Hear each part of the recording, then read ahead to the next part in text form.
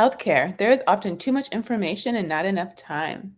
Here at the Melanin Initiative, we avoid TMI by breaking things down into language you can understand. We create a safe space for you to ask your questions and share a nursing perspective without taking up too much of your time. We're really excited to welcome for the first time special guest Tonja Johnson. She is the Executive Director and Patient Advocate for Beautifully Unblemished, which is a vitiligo support group. She's agreed to come on for 2 episodes. In the first episode, we're going to learn all about her personal journey with vitiligo.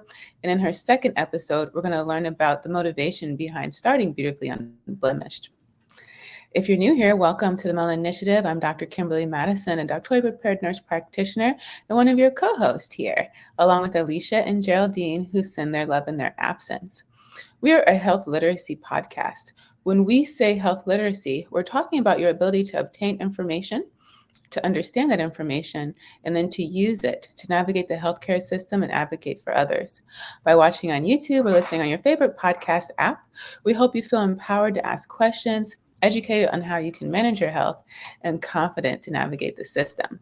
If you haven't already, please subscribe so you can be notified when we release new episodes. Thumbs up the video and leave a comment or two. It helps you help us and support the show, so that when people like you look for topics like this and they put topics in the search box, this video will be at the very top of of those results. And it lets YouTube know that this content is valuable. As a disclaimer, this show is for educational purposes only. The opinions expressed here are our opinions alone. They are not a representation of any of our affiliations. If you're experiencing a medical emergency, you should seek medical attention and medical guidance from your healthcare provider. If you're having a physical emergency, you should call 911. If you or someone you know might be having a mental health emergency, you can call 988. Tonja, welcome to the Melanin Initiative. Hello, thank you for having me.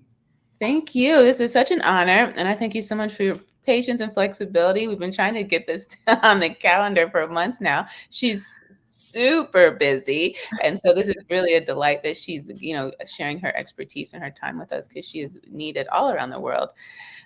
Most people don't know on this show, because I think we haven't talked about it. I think this is our first kind of dermatology topic, which might come as a surprise to people who know me outside of the show, because that's kind of my passion. That's what I spend most of my time on.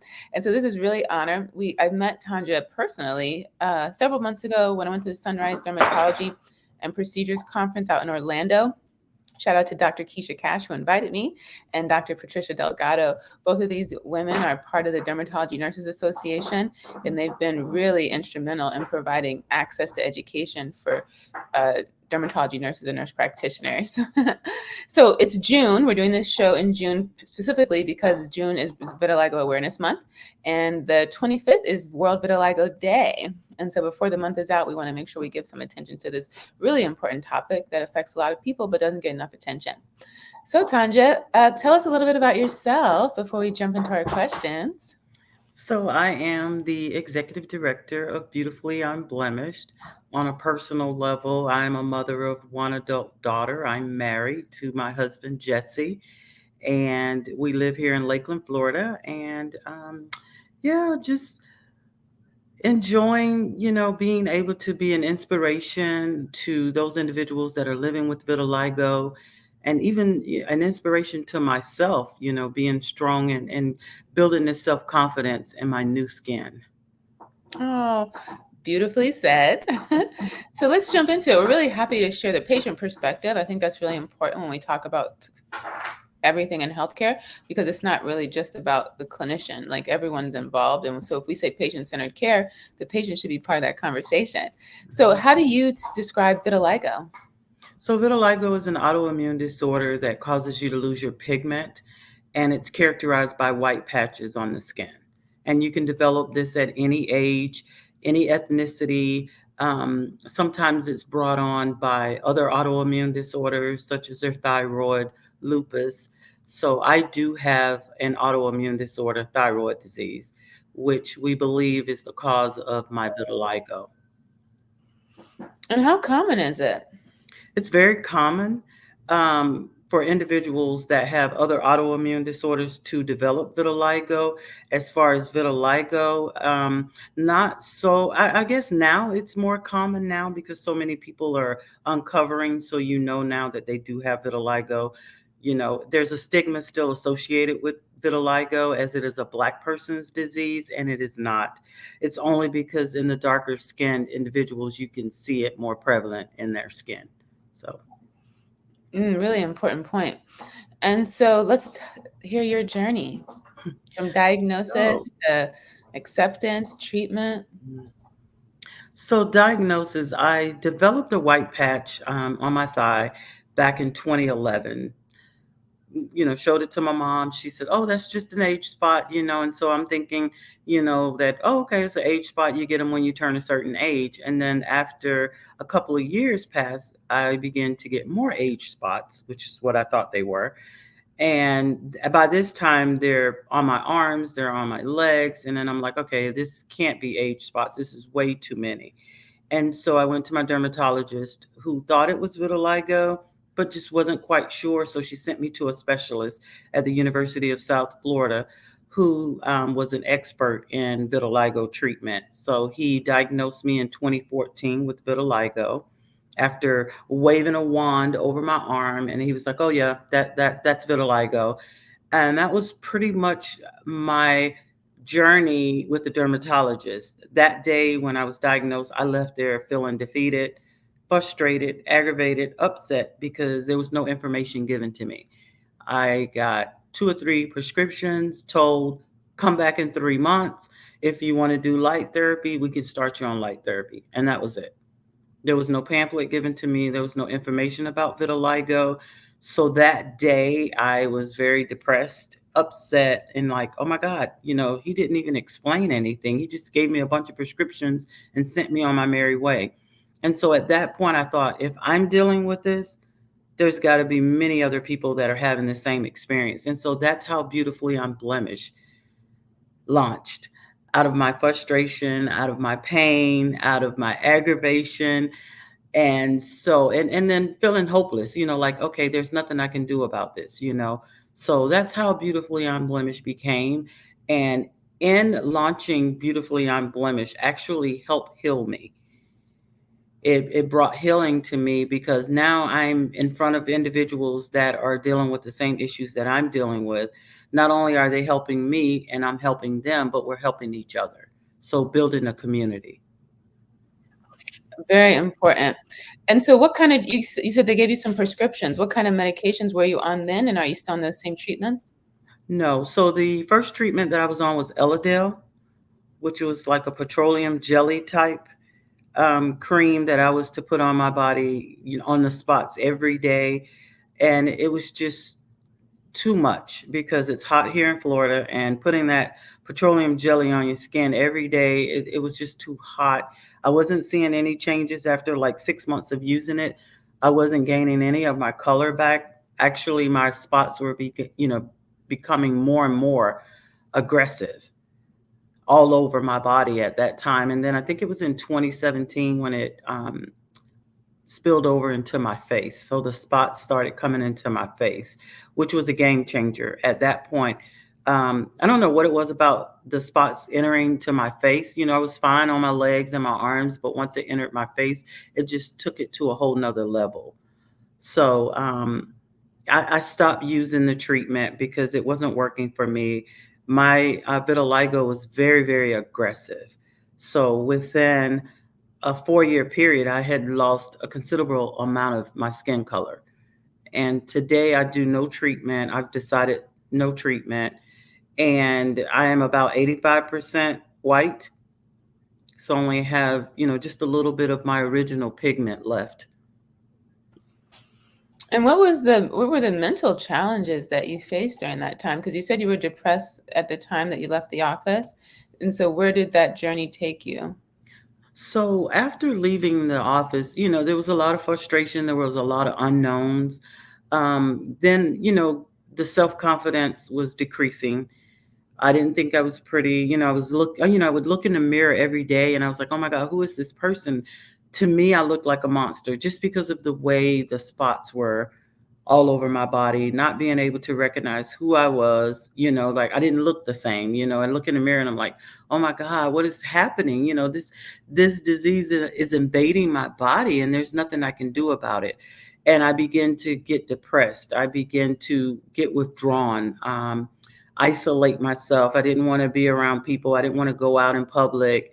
I still had to work, so I would cover every day. I remember every day covering, putting on makeup every day, putting this mask on to cover so no one would know that I had vitiligo.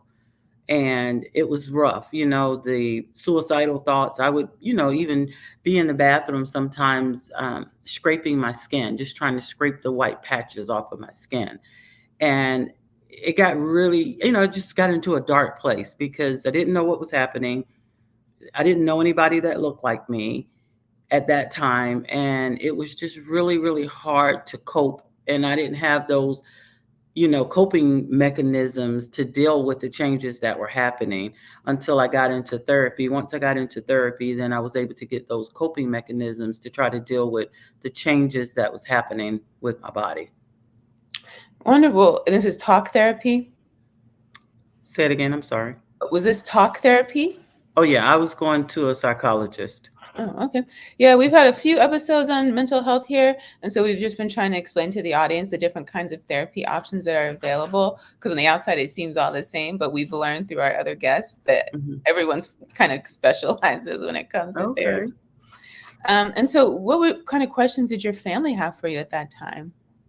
Mostly, they were very supportive. They were still telling me, "Oh, you're beautiful. It doesn't matter what you look like. You're still beautiful. You're still Tonja." But I didn't feel it here. It was like, "Okay, I'm not feeling this. You guys can tell me that all day long, but I got to feel it. And I got to know that I'm beautiful beyond what I'm seeing in the mirror." But they were very supportive. My husband was supportive, my church family. They didn't really ask a whole lot of questions. I think the most questions that they would ask was, "How are you feeling? Are you okay? Does it hurt?" No, it didn't hurt. They would ask, "What are some things that we can help you with?" And so most of those things were just being a support, just affirming who I was as a person, as a mom, as a wife, so just affirming that the affirmations were what I needed at that time. Just, making sure that my self-confidence level was high and, not getting into those low places. From the time of your diagnosis to the time of starting Beautifully Unblemished, what was the time span between that? So it was 4 years. Oh, that's pretty long. Okay, so what were you doing in terms of getting information and support during that time? So during that time, I would go on Facebook. There was some Facebook groups that had started, and I would, look at their pages and get support from them. Also, I began to meet individuals, in other states that had vitiligo, listen to their journey, listen to some things that they had did to help them, and then that's how we started Beautifully Unblemished. And did you continue to go back to the dermatologist? No, Oh, I did not go back to the dermatologist after that. They wanted me to do light therapy. And for me, light therapy was going to cost about $60 a visit. And they wanted me to do it 4 times a week. So that was pretty expensive. And then I had to drive at least 30 minutes to the light therapy, which only lasted for 5 minutes. So that's time off from work that I would have been missing, the travel time, and then the expense of paying $60 a session for 4 times a week. I just could not afford it at that time. And at that point, it was like, my, vitiligo was so aggressive at that point. I'd lost a considerable amount of color. So trying to go from no color, and then maybe gain it back and then lose it again. I didn't want to go through that emotional roller coaster. So I decided no treatment. and that $60 is out of pocket? Yes, that was out of pocket. Since that time, have you found that it's common for people to do light therapy, or is it like 50-50? Yes, it is. It's very common for those, especially those that have not lost a significant amount of their pigment. It's very common for them to do light therapy. There in 2022, the FDA approved the new drug for treatment, Opsilor. So that drug is on the market now, and I've seen that it's working for some individuals. Not all individuals, but for some individuals, that drug is working for them. Wonderful. Speaking about the healthcare system, now you're really an expert in this space. So, what kind of advice or what kind of changes would you like to see in the healthcare system based on your experience and all the knowledge you've gained? So I'd like to see vitiligo recognized as a disease and not something that's cosmetic. Mm. And right now, most insurance companies are labeling it as a cosmetic and not a disease. So we're really working hard. I advocate on Capitol Hill every year, speaking to our congressmen and women, letting them know that vitiligo is not cosmetic. It is a disease. There's something going on in our body that is causing vitiligo. It's not like we woke up this morning and said, "Oh, I want to be white today." It's that didn't happen. It's something that's going on in our bodies that's causing this to happen. And so I advocate on Capitol Hill every year, sometimes twice a year in April and September, just trying to break the stigma of vitiligo, break that stigma that doctors have and that our insurance companies have that it's cosmetic. So we've been really working very, very hard to bring that message to Capitol Hill. Oh, you're getting this from doctors too? Oh, yes. Hmm. Oh, wow. That's interesting. And so I know recently you were also, I don't know if you were in Florida, but you were speaking to some legislators. Was that, do you want That to tell was us about that? yes, that was in Washington, D.C. That was in April, where we went on Capitol Hill and we got a chance to talk about the insurance, as far as the step therapy. We want to do away with step therapy because for those of us that are um, dealing with skin disorders and however you want to label it, skin disorder, skin disease, there's a step therapy process that you have to go through. It's like you're failing Oh. first. They want you to fail first, and they already know that this particular medication here is going to work, but you've got to go through all these steps to get to that medication. By the time you get to that medication, you've experienced all kind of heartache and all kind of discomfort with your skin. And it's not just for those individuals with vitiligo, but it's all skin diseases that are affected by step therapy. So we went on Capitol Hill to talk about step therapy, and we also went on to talk about funding for the NIH, the National Institute of Health, and the CDC, that we want more funding to bring awareness to skin diseases. How receptive were they with your plea? Very receptive. Most of them, their aides had already done their homework. They'd already signed off on the bill, so that was great. Those that had not signed off on the bill, we were able to make a plea. And then hearing our stories firsthand really, really helped drive home, the need for them to sign off on these bills. Okay, how many bills are there? There were four. So there was the NIH funding, the CDC funding to bring awareness to vitiligo, and then the step therapy, and then there was a fourth one that, oh boy, I can't remember right off the top of my head, but there was four bills that we advocated for on And you Capitol said they Hill. already signed them? Some of them had already co-signed those bills. Most of the individuals. So when we go to Capitol Hill, we're put into groups. So if you're from, example, I'm from Florida, so I'm going to see all the Florida senators and House of Representatives. I just happen to be able to tag along with the Georgia Congress, so we was able to see Georgia congressmen and senators as well to help with the other groups that only had like a couple of people, so they put the Florida and Georgia group together. So when we go on Capitol Hill, we are advocating not just for vitiligo, but we're advocating for all the skin diseases. And do you feel like you have enough people going telling their story or trying to talk to the legislators, or there should Oh, be yes. more? Yeah, Okay. there could be more, but there's quite a few of us. I'm affiliated with the Coalition of Skin Diseases. And so that's how we travel to DC every year to go on Capitol Hill. Oh, wonderful. We'll put that link in the description box too. Are they national? They are national. Do they have local chapters as well? They do not have local chapters. They just have the one Coalition of Skin, which is out of DC. Oh, perfect for us. We're Mm-hmm. we're based out of DC. So you Yes. kind of hinted a little bit in terms of providers and needing to shift the perspective on how they view vitiligo, and you go forward and you give your plea to legislators. What have you done, or what could you think you could do to sway providers to think differently about this? Well, what I've done in the past is I'm a part of the Florida Academy of Dermatology, and that's a group of all the doctors, all dermatologists that are here in the state of Florida. I've been given the opportunity to go and speak at their conferences.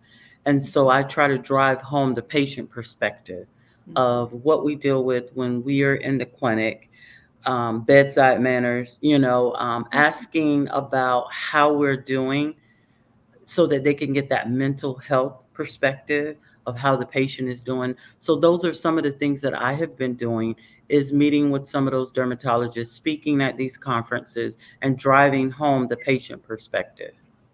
And how receptive have they been? They've actually been pretty receptive. Um, of course, there's so much work to do in that area because not all dermatologists are experts in vitiligo. So that's not something that's their, I guess, primary care. They have, I think HS is pretty big now because they're coming out with a new drug, eczema, and vitiligo sometimes is at the bottom Mm. of the spectrum. And so we're trying to drive home to those dermatologists how important it is to know about the research that's going on. This year, the Global Vitiligo Foundation hosted its first provider summit to kind of educate the dermatologist on vitiligo and the new treatments that are out, the research that's going in, and kind of help them have a little bit more information of how to treat someone with vitiligo. How was the turnout? The turnout was great. I'm not real sure how many doctors attended and how many medical students attended, but from what I heard, it was a great turnout. The information that was given was awesome because Mhm. you're getting it from the experts, these individuals that are in research. So they're the ones that are putting on the summit and they're the ones that are teaching. Oh, okay. And you were able to speak on I guess, on stage. So not for this particular one, for the summit, the Florida Academy of Dermatology I've spoken at, the American Academy of Dermatology, I have spoken at their Oh, conferences and brought the patient perspective of living with vitiligo last year in New Orleans. oh wow. Okay, so you're a celebrity. No, I wouldn't say that. That's the biggest conference of the year. Yes, it is. So I've spoken at their American Academy of Dermatology, which is held in March of every year. And then last year I got invited to the Academy Innovation Academy that's put on in the summer by the American Academy of Dermatology, which was held in Tampa last year. So I was able to speak and bring the patient perspective of living with vitiligo, the psychological impact of living with vitiligo. And then this year, last weekend, I was able to present at the World Vitiligo Conference in Indianapolis, where I spoke on the psychological impact of living with vitiligo. You've mentioned the mental health challenges quite a bit through this. Would you say that's probably even harder than the physical change? Oh, yes, most definitely. It is because you think back, for me, growing up as a child and a teenager, I was very dark skinned and often teased for being too dark. And then feeling, low self esteem, having that low self confidence, and then gaining it all back because now I love my skin. I love what I look like. I love my dark skin. And then at the age of 41, between 41 and 43, losing all that skin that you've grown to love. It's very, very hard to accept.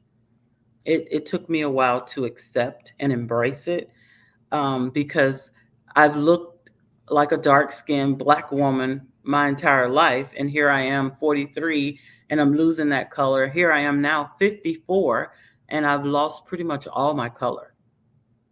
So the mental health impact has been very, very challenging.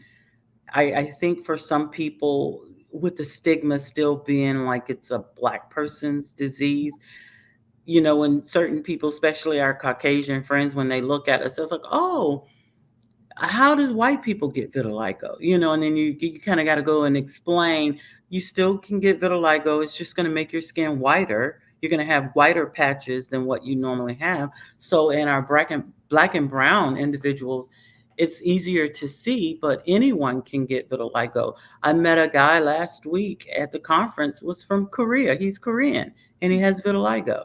So, Indians, anyone can get it. It just shows up different on different people. Yes, such a good point. And I imagine that their challenges are also probably different because they're going through something and maybe it's invisible, Mm-hmm. you know? So if someone's watching this and they've just been diagnosed, where should they start with getting support? So they can reach out. Some of the dermatology clinics have support information, but they can reach out, on social media. There's a lot of support groups on social media. They can reach out. They can Google Beautifully Unblemished Vitiligo Support. And we're on all social media platforms at Beautifully Unblemished.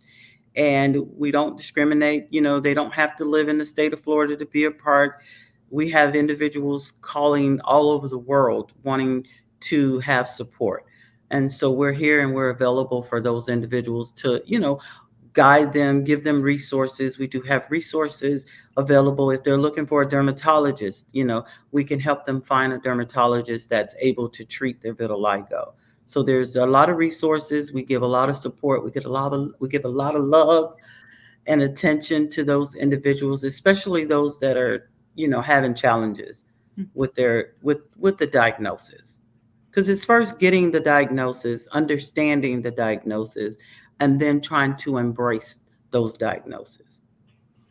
I guess people need to give themselves some grace, right? Yes, It's not lots gonna of be a grace. linear recovery, right? Curious, so speaking of giving a lot of love, what advice do you have for those same people?